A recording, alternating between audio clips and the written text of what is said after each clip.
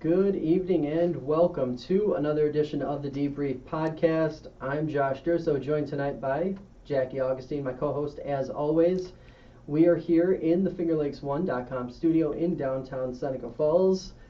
Last episode here in this studio. Yep. But boy, do we have a lot to talk about tonight. It's like special edition. So this is not following the expected every other week platform that we've been running on. But so much to talk about. Geneva Foundry, ethics, all sorts of interesting things to talk about. So let's start it right off with one of those issues that we wanted to talk about. We will be saving the Geneva Foundry discussion for last as a heads up to those who might be listening right now. Ethics reforms in New York. Yeah, I mean, Isn't that ever going to happen? Well, when we left last week, I thought, I'll have some time to prepare about the LLC loophole and the other ethics reforms. And I have to admit, the events of the past week have kind of eclipsed that. So I guess the big breaking news and the stuff that we do need to address on an ongoing basis is that Governor Cuomo announced that there's no political will for implementing the ethics reforms that had been proposed, which I just find puzzling and frustrating because you've had so many state officials indicted and many convicted, including the leaders of the state assembly and the state senate, former leaders, right? Not indicting the current ones, but and the idea that the legislature still can't pull it together to move forward with the ethics reforms is really frustrating. And for me, one of the biggest pieces is the LLC loophole, which affects campaign finance. And it seems like there's no interest in reining in the impact of special interests on our state government. And I will say, it has a corrupting influence. That's not too strong of a statement. And it's troubling. So, I hope that if people are watching and paying attention to what's going on in the state, that the public will put some pressure on this issue going forward because it needs to change. Is it, I guess my own perspective on this has been for the last 2 years, I feel like, since I've been really hearing this discussion loudly, has stayed in the realm of, I hate it when a phrase like political will it is used because I think that's such a disingenuous term. There's no, it doesn't matter about will. You can take will right out of the equation. There just isn't a desire, period. And I think I put it up to politics, honestly. I know a lot of people might say, oh, well, come on. It's a political move to say that you want something and then to turn around and not work for it or not try to make it happen. Yeah. And I understand that we live in a divisive time and people are having trouble meeting in the middle or meeting anywhere for that matter. But it still just comes down to there's this, sure, call it say there's no political will, but really there just isn't a desire. There's a flat-out refusal of anyone interested in even acting on this. Right. So, and I've also wondered, what is one chamber's, definition of reform versus another, and would we even be able to get to a point with the political climate being the way it is in New York State? Would the state even be able to get to a point where all three parties can sort of come together and say, this is what we would like to see as change? Well, I mean, I think that highlights the real disconnect between the elected officials at the state level and their actual constituents. Because I don't actually think there's that much disagreement, regardless of political party, at the local level, within districts, about what people would like to see. Would people like to see this unlimited special interest spending reined in? I think everybody agrees with that, except the people who benefit from being able to do undisclosed, anonymous campaign contributions, which is what this LLC loophole allows.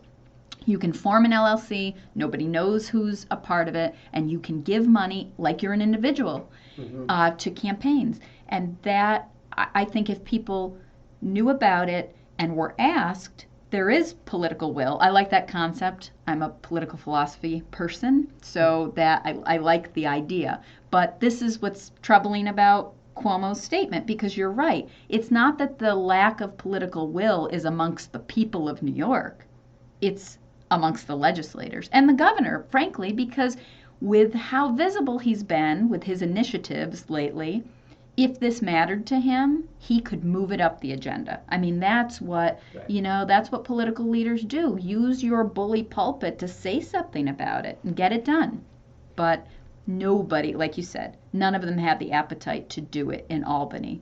But I think the people do. The people want it done.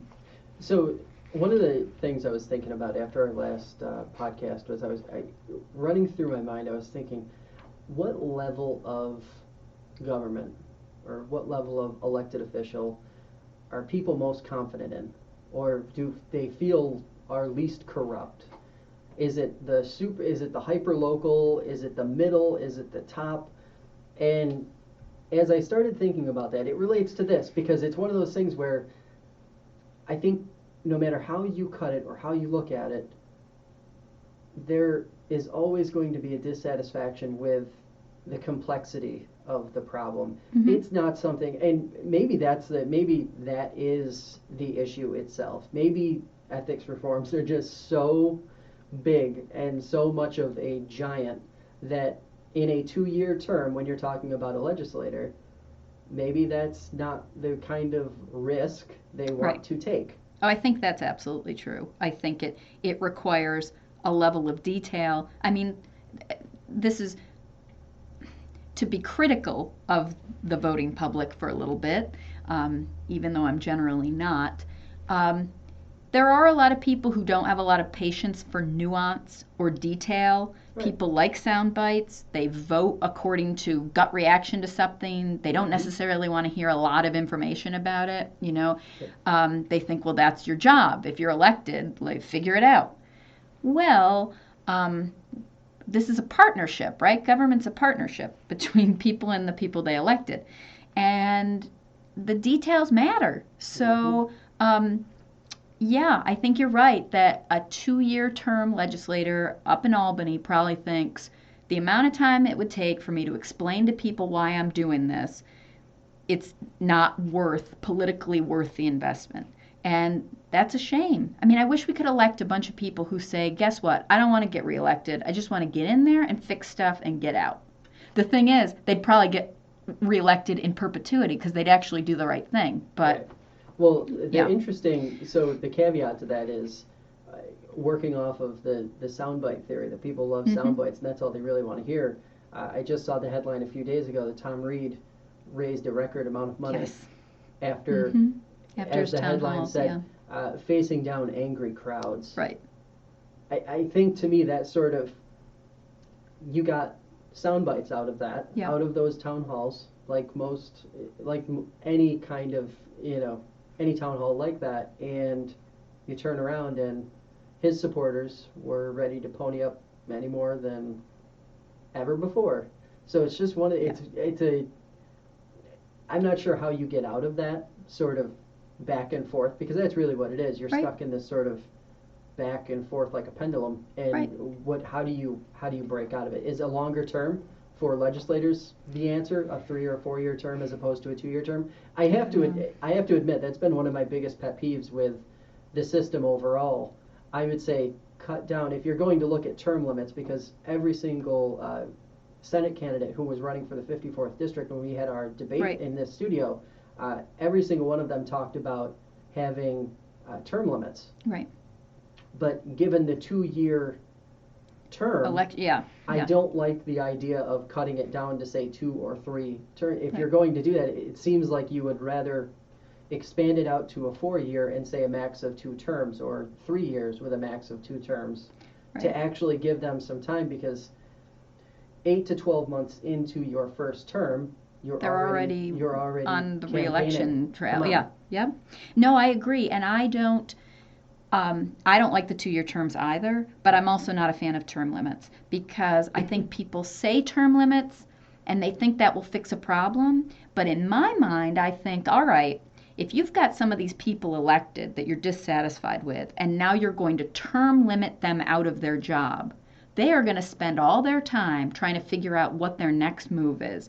And all that does is incentivize them to align themselves with private interests so that they'll have a job at the end. Right. So I'm not a fan of term limits. I feel like the term limit is the public. If you're doing a poor job, you can always be voted out. Right. So I know that's an unpopular view, but I'm not a fan of term limits. I don't think that would be a critical piece of ethics reform, because it doesn't solve the key problem, which really is money. Right. It really is the money. And some people say, well, then pay people more and you'll reduce the outside influence. And that might help, but then you feel kind of bad rewarding people for bad behavior, right? So you kind of have to ignore who you're currently dealing with and try to set up a system for the future government you'd like to have. So in the future, if you did have people that weren't affected by outside funding, then you might feel better about paying them more and keeping them longer. But that's the tension, dealing with the people that are causing the problems and trying to fix the problem, but then maybe perpetuating the issue. I think it falls in line with protecting the future health of the system. Mm-hmm. Because it is one of those things like, you can say you're investing in the future players or you're investing in the future leaders, but really you need the right people doing the job to protect the system. Right. The system is only as strong as the people. So I think that's kind of where that. Do you think anything happens on this now in the next year to year and a half, or I don't know. I mean, I hope so. And people say, well, what does ethics matter? Politicians are all dirty anyway. Can't trust them. But for me, that's so troubling. And it's not just because I'm an ethics professor. It's not just because I like this stuff. It's because, and I'd like to think the reason I like this stuff, is that the entire legitimacy of any government relies on the ability of people to trust who they're electing. Mm-hmm. And again, not blindly trust. We'll get into that later in my column, right? Trust but verify. Learn my lesson. But I think the idea is, if you feel like everybody's doing a deal, then people don't pay attention to what's going on in local, regional, state, national politics because they think the fix is already in. So it's in everybody's best interest for us to create a situation that's transparent and accountable and that people really can feel good about. Otherwise, this whole system is going to break down, because when people stop caring and they check out and they don't pay attention, that's when the bad stuff really happens, because then people feel like they can get away with anything. Right. So another one of the, we'll call it budget-related, this first quarter of this year issues, the Shared Services Act, buried inside the New York State budget. The Seneca County supervisors did something that I thought was kind of interesting. They basically said no. They said no to even forming the panel. So this act requires every county board to create a panel which would weigh different options for sharing services, working together to cut costs to taxpayers, to lower the tax burden, blah, blah, blah. We've all heard that song and dance before.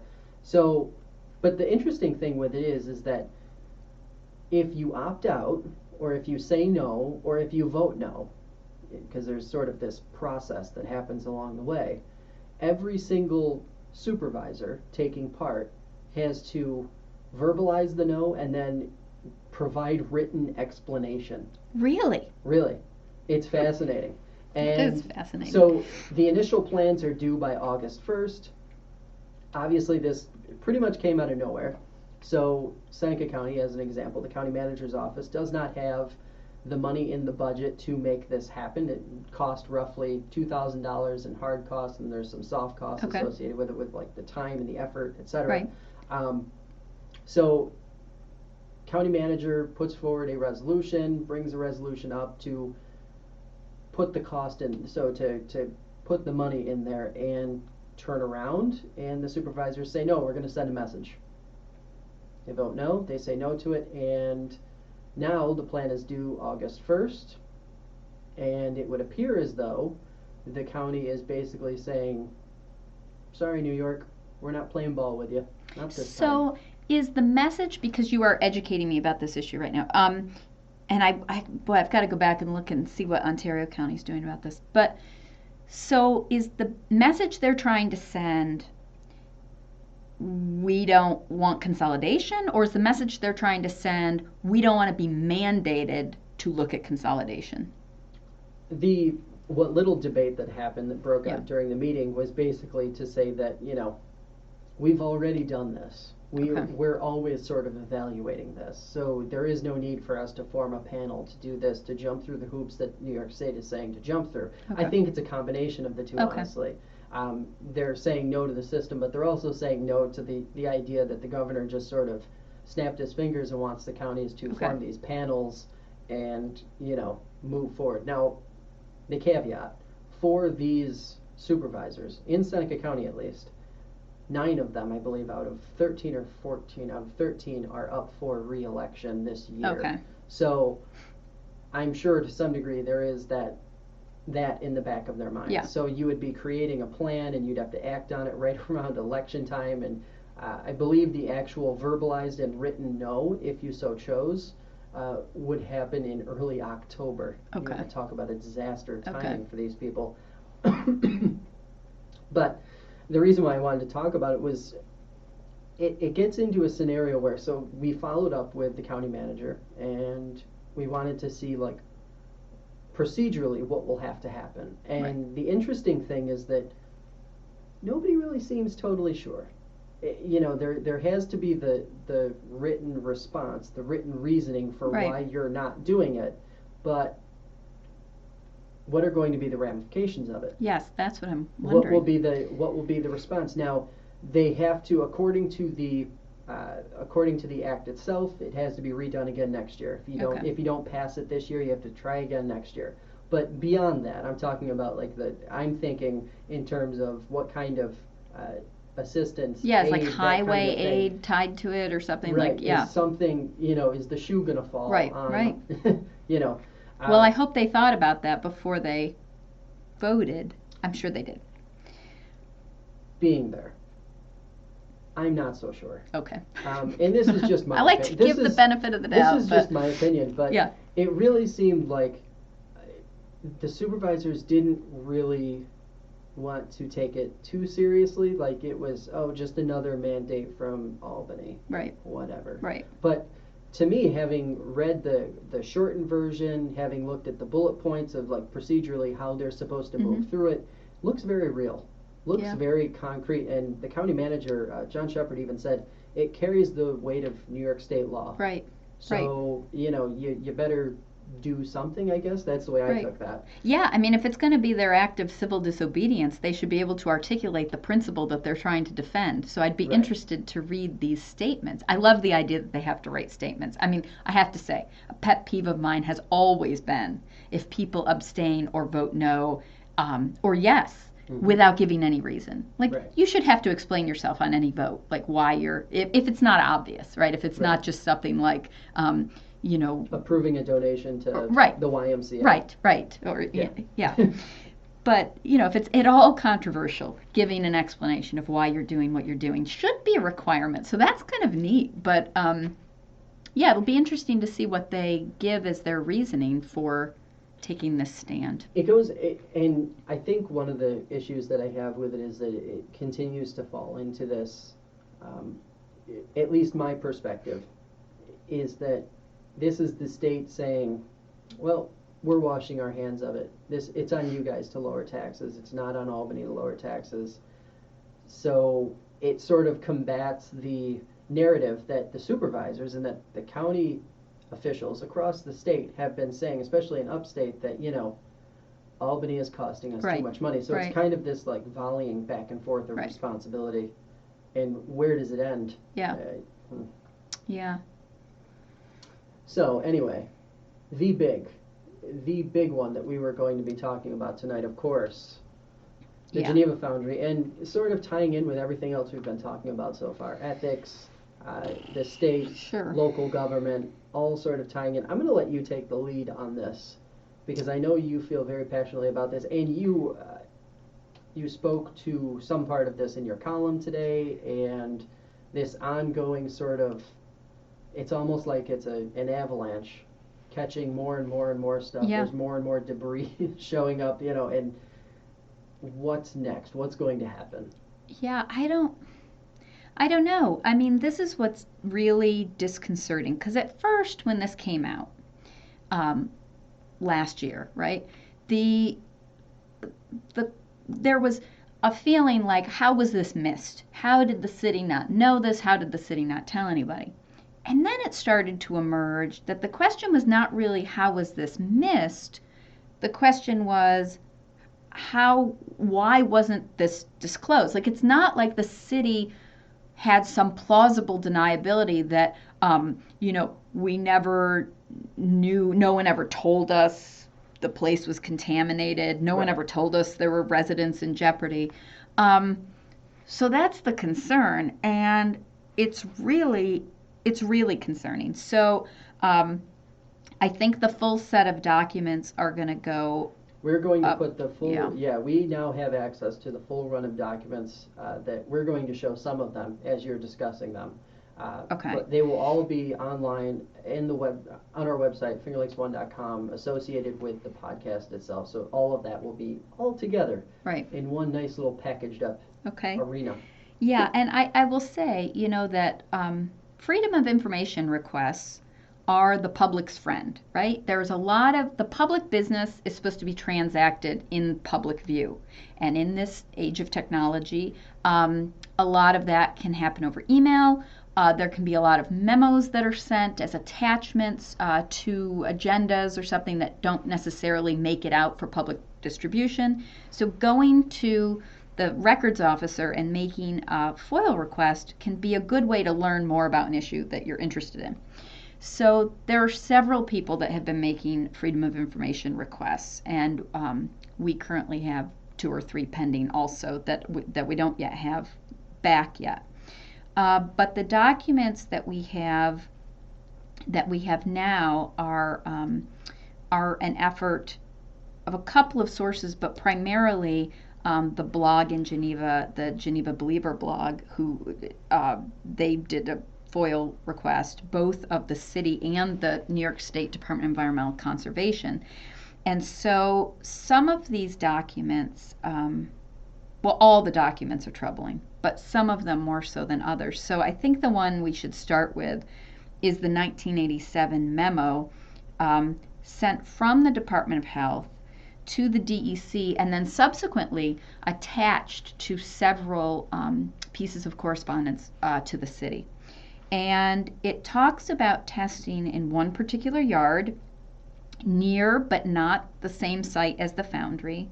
And if you want to scroll down to page 2, first of all, I'll start by saying some people have responded to the column by saying, the only reason that this came to light at all when it did is because the EPA lowered its lead standards and now all the tests that were on file are now actionable. Okay, that's not true. That is just false.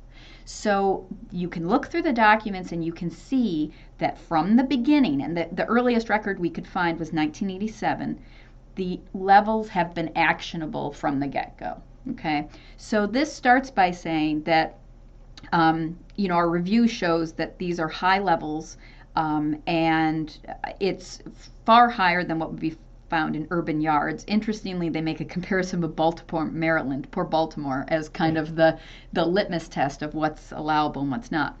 But what I'd like to focus on is what they recommend are the suggested actions. So they suggest the following steps be taken. Number 1, notify the property owner. Advise that the elevated contaminant levels in soil create the possibility of elevated exposure. Young children are of particular concern. Minimize exposure. Be advised and discuss with your physician the possibility of being screened for elevated blood levels. If there are other properties that adjoin this, the same advice would be warranted for them as well. Then the next is be careful about your gardening. You might not want to eat stuff from your garden, or you should at least look at how things were prepared. They provided beans from the garden for testing. That's what generated this. Work with the DEC to obtain all the data on the foundry that would be potentially useful in further investigating the problem, including the history of the foundry, the emissions data, where the wind had blown, and off-site soil sampling. And then provide a map of residential properties within a quarter-mile radius. Of particular concern are outdoor play areas for young children, etc. So, can I just pause you for a second? Kind of sounds like what's been happening over the last several months now. It kind of sounds like in 1987, this is where we were. And here we are now. Finally implementing the plan. Okay. Yeah, I mean, I don't mean to that's a laugh of discomfort, because it is an unfortunate, I can't think of the right words. It's a terrible situation. So, fast forward a little bit, there are a lot of other documents, correspondence between Gordy Eddington, who became the project manager for the foundry in 1999, all the way up through 2016. And I guess one piece, so there's this 2008 email exchange between the DEC and Gordy Eddington about the payments that the city was applying for remediating the foundry site itself. And they say, we've received your payment request. Given the amount of time that has elapsed and the requirements that were specified, the package is very disappointing. Other than a 2-page list of invoices, followed by 100 or so pages of invoices, the package is devoid of any detail as to what has occurred at the site. There should be a demolition report, remediation, etc. It goes down at the bottom.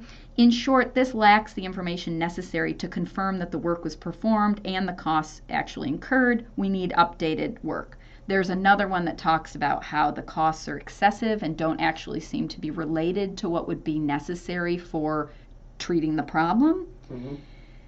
And then in 2009, the DEC again, there are a couple of email exchanges in 2006 that talk about a public meeting that Gordy was scheduling, and the DEC asks to be looped in to attend to help explain to people what the exposure issue is. One of the meetings got canceled. The next meeting was held, and Gordy's report back to the DEC, who did not attend. It's not clear if they were actually invited or not. I haven't found that. But his report back is that the neighbors are really concerned about tall grass, unsightliness, and reuse of the site. Mm-hmm. I have to think, if the public meeting had been held and the people had been shown their test results of their soil samples, which again, those starting in 2004, I mean, I've got the memo that Gordy sent out in 2004, the letter that he sent to all the property owners. O'Brien and Gear will shortly begin residential soil sampling. Now keep in mind, this one is called 2004-11 sampling plan. Sorry to be jumping around there. This work is necessary to determine what, if any, remediation work has to be done in the area.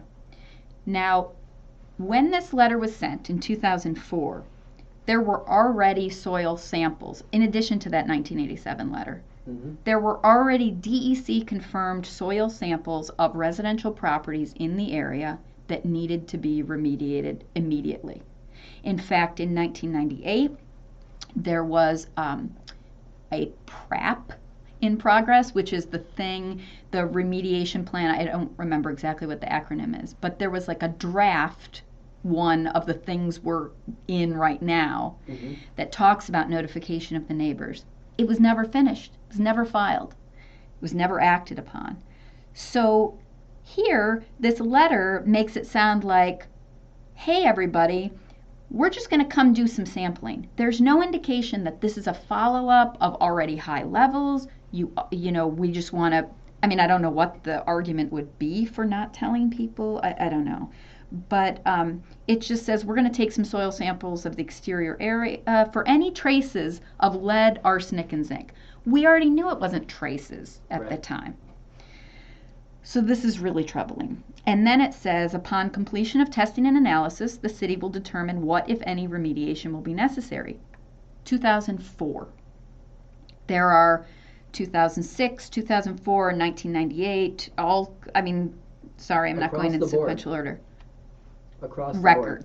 Records. Right. Please do something.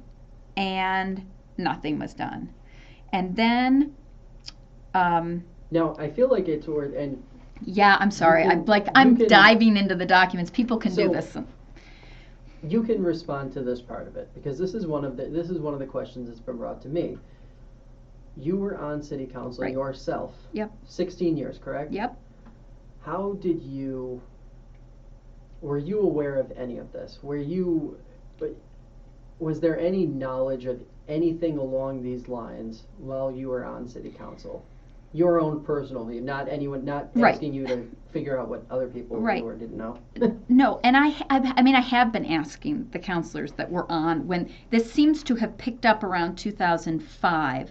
So I wanted to go back and say, am I the only one who doesn't remember this? And the discussion always centered around, what are we going to do with the site we own? Mm-hmm. So the briefings to council were, this needs to go into brownfields, there's some contamination on the site. Now in retrospect, it is really easy for me to say, okay, let's put 2 and 2 together. There was a smokestack there. If there's contamination, did it come from the smokestack? That would have been question number 1. Assuming the answer would have been yes, because I hope if I had asked a direct question, I would have gotten a straight answer. If the contamination was not from because we always hear about, there were tanks that had to be removed and sand we had to pour in and all this kind of stuff. And the notes are clear about that. But if the smokestack debris had been discussed, it seems like the next logical question would be, stuff coming out of the smokestack doesn't just fall immediately around the smokestack. Couldn't that be carried by the wind? Shouldn't we be asking what else is going on?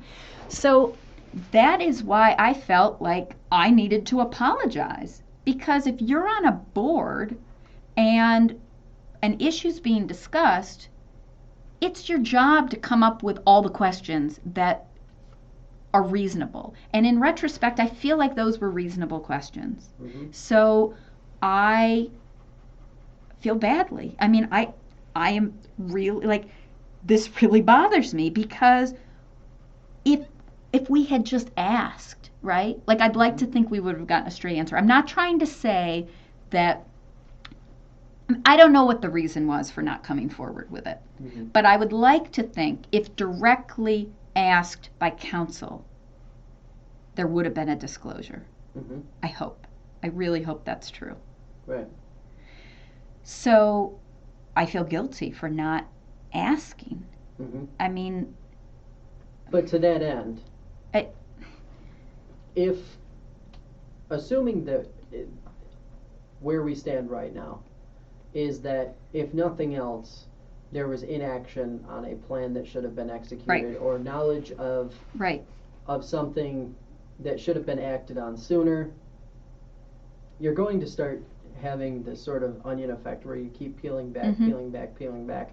And at least from my perspective, and I realize the gravity of the situation for the people who live there, around there, who are being impacted by this, it doesn't actually change a whole lot, unfortunately.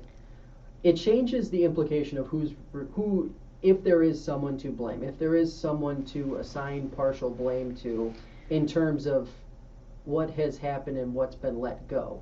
But it doesn't change the fact that there's a serious environmental problem up there. Right. Yeah, and that has to be addressed full force. Right, and now, I guess whenever something like this happens, I always hope that the discussions at that level don't interfere or don't impact the execution of the DEC's plan to fix the problem now. Right. Because, God, those people need this problem fixed now. Yes, I absolutely agree. And I can say, of all the feedback from the column, mean, the majority was positive, but there were these questions about why does this matter? Why does it matter who knew what when? And I would like to really take a firm stand that it does matter. Context is important. Well, it's not just about context, though. I mean, here's the thing. If something like this happens, and you can figure out why, if you can go back and diagnose where things went off the rails, where was the breakdown in communication, what wasn't asked that should have been asked, what wasn't disclosed that should have been disclosed, what is the kind of organizational structure for managing a project of this magnitude. If we don't look at that, we will end up with another situation like this. I mean, we've got Guardian Glass that has a smokestack. We have a lot of environmental issues. It's not just environmental issues. It's anything that potentially impacts quality of life, interaction with state or federal agencies. It's about oversight. And this is a story of a failure of oversight, a lack of due diligence, and in my view, the fundamental miss was recognizing that the livelihood of the people in this community matter. So if job number one of public servants is not to keep the public interest first, the system is broken. So my concern is that I want to get inside the head of the public official who has this information and doesn't sound the alarm, because that's what we have to make sure doesn't happen again. So this isn't about, whatever. You can be mad at Gordy or not. You can whatever. You can be mad at me or not. That, you're right, is not going to fix a thing. Right. But understanding and asking the question and asking people to be accountable and say, why didn't you ask? Why didn't you disclose? Why didn't these reports of lead levels make you run out to the neighbors and knock on every door and say, hey, we have an issue and we've got to figure out how to fix it? Yeah. That's what we've got to figure out about this, because that's what's troubling. And the silence from the city, I find it terrible.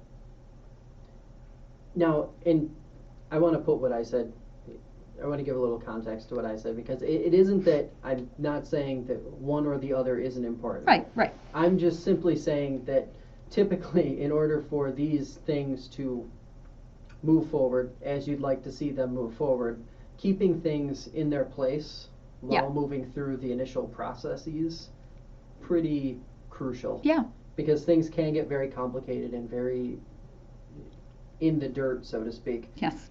And it does create a bit of uncertainty, because I guess this just really reinforces all of that uncertainty that was clearly present at like the last city meeting, right, where a lot of people were asking a lot of questions and there weren't a ton of answers, and I think there was a lot of misinformation out there, and it's one of those scenarios where the city really should be out in front of this and trying to, and I have said all along that the city manager's office has been great about relaying any information that they come up with, that they have, providing at least us at FO1 News with updates on what has been going on and what has been transpiring. Yes, and if I'm sorry to interrupt, I should say, not all these documents are doom and gloom. There's some silver lining, and one of them, which I encourage people to read, is that there's a memo from 2016 where Matt Horn, who I think had kind of been, the project had been handed off to him once Gordy got onto council, Matt, looping in a bunch of additional city staff people, says, the DEC has to send these notices. Like, this has to get moving. Yeah. And that's the first and only time in all that I've read where I've seen notification of the residents come from a city official. Mm-hmm. So the DEC, I think, from my reading, and I know not everybody is going to agree with this, and I know a lot of people involved and affected by this are not going to agree with what I'm about to say. I don't fault the DEC for their actions. It is clear to me that they were consistently trying to push the city in the direction of notification and protection of residents. Now, you might say, well, they had the information too. Why didn't they step in and do something? But jurisdictionally, they couldn't. They couldn't until the city said, yes, we want you to do the cleanup. Right. So I think people should trust. I mean, I'm not the right one I'm not a good judge of who to trust and who not to trust, I guess, but I do feel confident that the DEC is managing the cleanup to the best of their ability. And I think that's a good ability. I'm not saying to the best of their ability and their ability is really crummy. I mean, I think they're doing a good job. I think they take it seriously. I mean, people who go into work at the DEC care about environmental issues, right? Just by definition. So, right. So I trust that track of current cleanup is going to go the right way now. Well, and plus, this isn't something where, there is no magic wand you can wave over right. this problem and have it just be resolved completely. Right. This is going to be a time-consuming, challenging, probably years-long effort before everything is completely brought back to neutral, right, so to speak. And that's really all anybody wants. They aren't asking for, the world. They're just right. looking to go back to what it was or what it should have been to begin with. Right. One thing I did want to get your quick opinion about was just the entire debate around who should be recusing themselves from voting and right. who shouldn't be. I did ask City Manager Matt Horn about that, and he gave a very diplomatic response where he essentially said that every single counselor is going to have to evaluate every decision to discern if personal gain is possible or if some other matter could affect their judgment. If so, they'll have to seek the city's council and sort of determine whether they should recuse themselves or not. It's one of those things. Councilor Gramling, of course, he is out. He recused. He pulled himself mm-hmm. out of the fire because he is on the litigation side as well. Right. Right. Totally understandable. Yeah. Councilor Eddington, a little more complex. Some people have said, maybe he should recuse himself. Wondering where you come down on that one. Yeah. Well, I think, yes, it is absolutely clear that anybody who has a claim against the city can't participate in any discussion about the legal strategy. Of course. But, that being said, I do think that Mark Gramling is being kept out of more discussion than he needs to be. So, the legal issue is focused on what happened. So like you said, like we have these parallel tracks. There is figuring out what happened and what went wrong, and there's understanding what's going on and fixing it. Okay? Mm-hmm. I just made them not parallel. I'm sorry, but parallel tracks. So I understand that when we're talking about diagnosing what went wrong and dealing with any legal repercussions of that Mark Gramling, the resident affected by this and part of the lawsuit, can't participate with his counselor hat on. Makes total sense. On that track, though, you also have to ask the question about three other people. So, counselors Hagerman and Valentino also lived in the affected area, who could potentially become parties to a lawsuit. Now, they don't have an active claim right now, and I don't think they should have to recuse themselves. But some counselors are trying to cast a wide net and say anybody who could potentially be party to a lawsuit should be recusing themselves. Well, that would strike the three of them, and I think that'd be going too far. On the other side of it, I think it is reasonable to assume that Gordy Eddington, in his position as a staff member through the entire period of time that's being investigated, is party to the lawsuit. I mean, he is part of who is being sued. So I do think he should also recuse himself from the legal strategy issue. Mm-hmm. Apparently, council doesn't agree, but I think they ought to take another look at that. the issue about talking about what should happen in the Foundry area going forward, nobody needs to recuse themselves about that. I mean, whether you live, ward counselors can talk about stuff that happens in their ward counselors can talk about stuff that happens next door or on their own property as part of a neighborhood. Right. If you want to try to kick people out of the conversation for that, you're going to be kicking a lot of people out of a lot of conversations. The question is whether or not any affected member gets a monetary advantage by being on council. And, if Mark Gramling came to a meeting and said, I want the city to tell the DEC to reorganize the properties that are being addressed and put mine first, then he'd be doing something improper. Right. But that would also be open for everyone to see. I don't think he would do something like that. Of course not. But the idea of the city talking about how to communicate with the residents, what kind of offers they could make to kind of mitigate the effects, those are all things that affect the whole city. Every representative of the city should be part of that. Just because he might be part of it as part of a class of people doesn't necessarily, it's not litigation, so that's not the same. But that said, I have one more point, sorry. In addition to direct conflicts, counselors or any public official is supposed to avoid the appearance of impropriety. That means the standard, it's pretty loose, right? But the standard is, would a reasonable person watching the proceedings have reason to think that someone might be steering the ship in one direction or another and trying to get others to do the same to help themselves out or to protect themselves? I think a reasonable person could think that Gordy and some other counselors helping Gordy might be trying to defer or deflect attention from this kind of forensic reevaluation of what happened outside the context of the legal proceedings, or going forward to try to appease the residents in some way as a way of personally kind of insulating himself from any further political or legal fallout.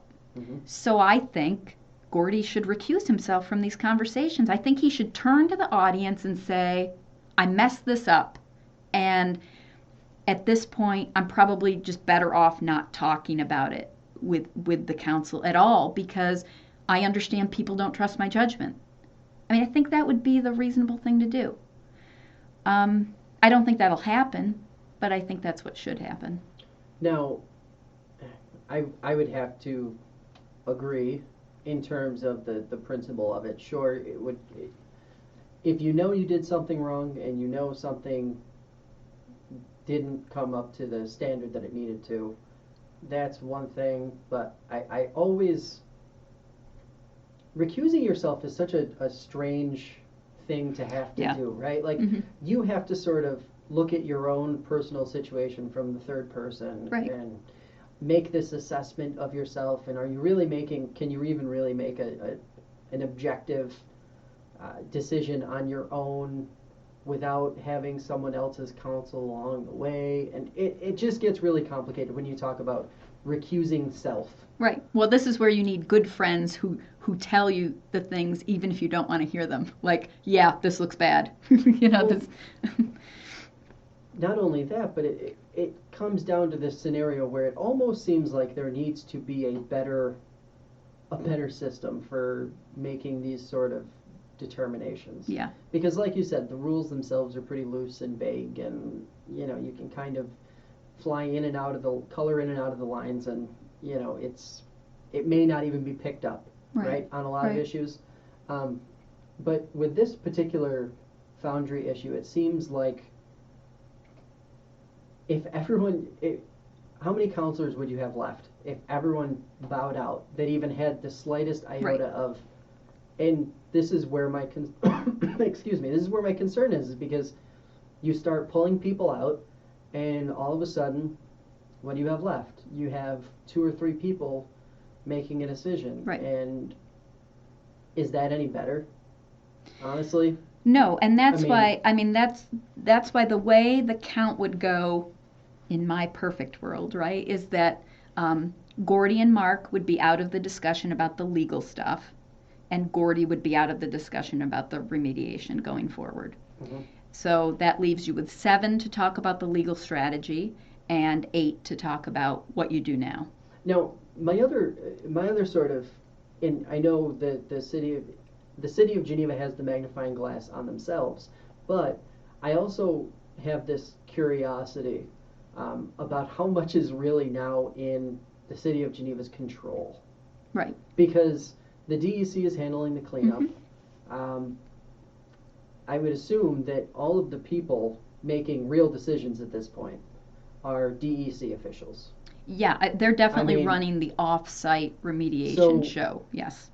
At this point, the only thing left for the city of Geneva to do is to tidy up its own ship, understand where the mistakes were made, right, and somehow, here's the challenge, make people understand that the DEC is where the answers lie now.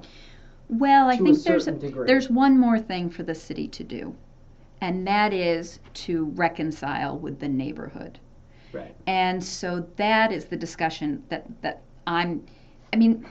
here's the thing. Think about it. This is going to be a gruesome. I always speak in analogies. I'm sorry, but this is going to be a gruesome one. But like, let's say you cut your arm, like you have a wound. That's what this is, right? Like there's been a harm, mm-hmm. and it's been inflicted by the city against a group of neighbors, but really against the city as a whole, right? The city is a body. Mm-hmm. And you don't rub dirt in it and cover it up and go hide somewhere and act like it never happened. That will guaranteed make it worse. That will be bad. The only thing I said last time, the only thing you can do when you find yourself in a bad spot to make it worse is lie about it, right? So the city's only option right now is to come clean, be wide open and transparent, and just say, you know what? We want to rebuild and restore trust with the neighborhood. And that has to happen in a variety of steps. So I said that my column was 2 parts because I have these 4 ideas. That was 8 fingers. I have 4 ideas of things the city should be doing. But, the first step in that is first acknowledging that the city has a responsibility to do something. And that it boggles my mind.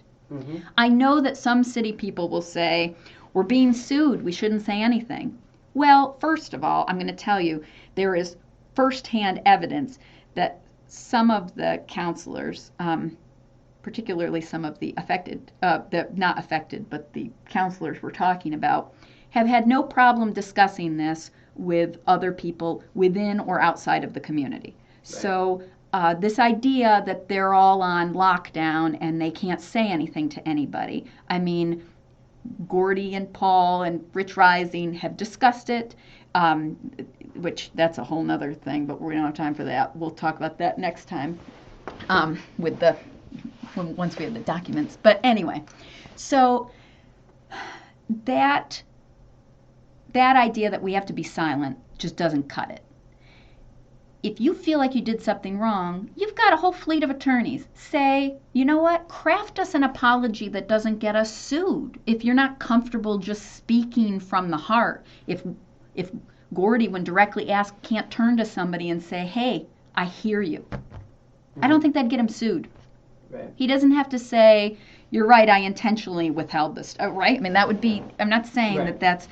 So the reason I think Gordy can't really participate in the remediation strategy, and I'm talking about trust remediation, not soil remediation, is that he doesn't seem willing to acknowledge that there's a problem. Mm-hmm. And that's step 1, So back to this kind of medical analogy. You cut your arm, you got to clean it out, you got to patch it up, and then tend to it. And that's what needs to be done. Council has some tending to do to the break in trust with the residents. And that's going to take some compassion. It's going to take some interest in actually doing this. And it's going to take time. Mm-hmm. So a lot of what they do, They've had time. They could have at any time said, we really are taking this seriously. We hear what you're saying. We feel for you. Any number of really non-legally binding things. You know, I don't understand the silence. So that has to stop first. Do you think it's maybe just that they want to protect themselves from any further possible litigation? That's the reason why all parties involved have sort of, to a certain degree, gone dark? I understand that fear. I don't believe that there are no words in the English language left to be spoken after considering the legal angle. Mm-hmm. And the fact that they've chosen not to figure out what those words might be says a lot in itself. Mm-hmm. So it's disappointing, really. Yeah. Well, we will surely be talking more about this in the coming weeks. We will be back the second week of May. I believe it's going to be May 8th. Stay tuned to our Facebook. Stay tuned to our Facebook page for the exact date on that one. But in the meantime, stay tuned to that Facebook page because we will be posting updates to this story and some of the others that we've been sort of covering and talking about over and over and over again. So that is that, and we will be back in May.